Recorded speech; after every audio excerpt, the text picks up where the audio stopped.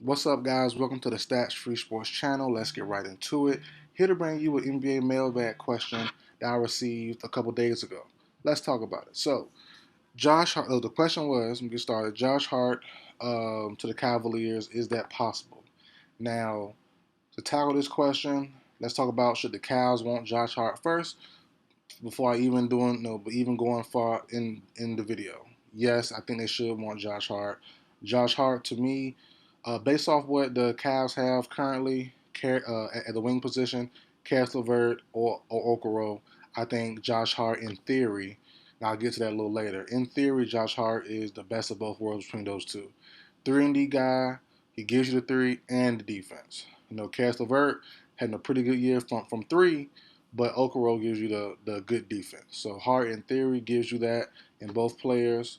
But if I'm the Cavs, I'm not giving up either to get Josh Hart. I will say that from the get go. I'm not giving up either. I want to keep both. You have Sadie Osman, you have other pieces around you can trade along with a pick or two, or probably a first. First should be fine. That should get Josh Hart. I'm not going, giving up Okoro or LeVert in my opinion. If they want that, then deal off the table, right? But if you can keep both and add Hart, perfect story. Now, should the Blazers want to get rid of Hart? I definitely think so.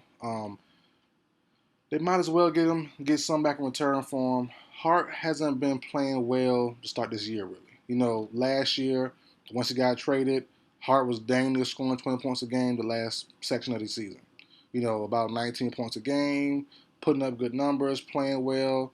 Offense was pretty flowing last year. Don't forget Dane was out most of last year with the abdominal injury. So cool.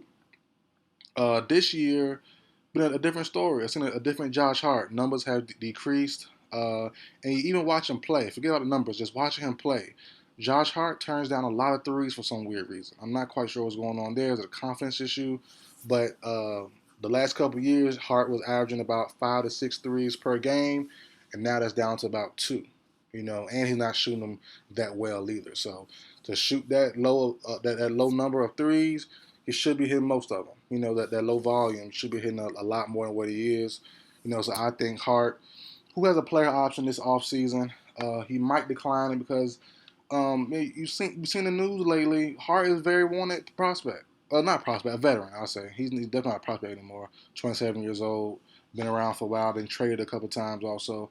He's dang near, not dang near, he's at all, not a prospect at all. So I was wrong about that. But the veteran now, everyone needs a versatile wing, a versatile 3 and D guy.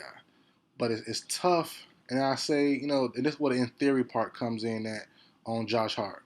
If he's scared or timid to take threes, LeVert's already knocking down threes and by a pretty good amount with a good average.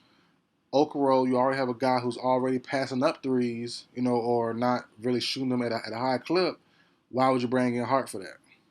So that's the thing that's tricky to me. The Cavaliers already deploy, look by the numbers, the best defense in the NBA. So adding Hart to that will only get better. This season's Hart numbers for rebounding, Hart numbers for assists, and has been pretty good. They've been pretty solid, man. He's been going for about 8 assists this season. Excuse me, 8 rebounds this season, about 4 assists. So he's definitely been putting up pretty good. But his threes have took a decline for some strange reason. So that's why I said earlier, if I'm the Cavs, I would want Josh Hart. I'm just not giving up the two players I think mix to make him perfectly. The mix in my math equation, uh, Okoro plus Levert equals Hart. I wouldn't give up either one from that equation to get Hart because Hart isn't really consistent right now with the 3-point shooting that Caris LeVert brings. Hart would just add on to the defense. So, it's tricky. You would have to, really talk to Hart and say, hey, shoot, please. Ben Simmons Jr., please shoot the ball. But, he's throwing up about two per game. So, and the rumor is the coaches, teammates been telling him, hey, shoot more. You got the green light a little bit. Go ahead, do your thing. And he's not doing it. You can see it from the games. He just turned them down. He'd rather drive in and rather drive and kick, stuff like that. So it's strange. It definitely is strange. So that will lead me to say, um, you know, they can take a flyer on Josh Hart, but I wouldn't really. Let me say, I wouldn't be confident the way it's been going. You know, he's been playing 50 games so far this season, just about 50 games, 49, 50 games. So, you know, for Hart to be playing the way he is now, it's kind of strange. So I would look for a guy like Josh Richardson, gives you about the same amount of points, good ball handler, good defender. He isn't as big or as good defensively, in my opinion, as Josh Hart, but he gets the job done. I like Josh Richardson, 6'4", 6'5", vet. He has winning traits. I like Malik Beasley for the Utah Jazz. 6'3", 6'4", three-point shooter, but he's more of a just straight pure shooter guy. You know, you already have that in Mitchell. You already have that in Garland. You know, so you have a 1-2 punch who can definitely score already on the perimeter spot. Do you need one more? You know, that's kind of the tough part because um, when playoff time comes, you know, you're gonna need more defense on the court. Also, that's the dilemma between having Okoro and Levert right now. That's why Hart would be the best option because Hart would give you the defense, the rebounding, the assist, just the shooting portion. When you need him to come up big, he might turn it down. That's the tough part. So I like Richardson as another option. Josh Richardson, he's on the Spurs. They might take Cedi Osman in the pick or something. You know, they might not get that much.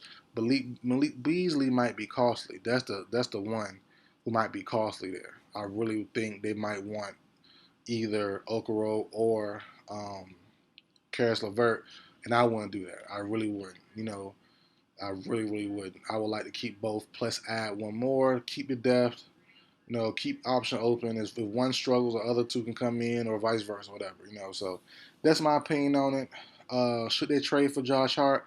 I say yeah. Like I said, they already have guys similar to his traits. Two guys that can do opposite on the opposite spectrum that can do what Josh Hart does.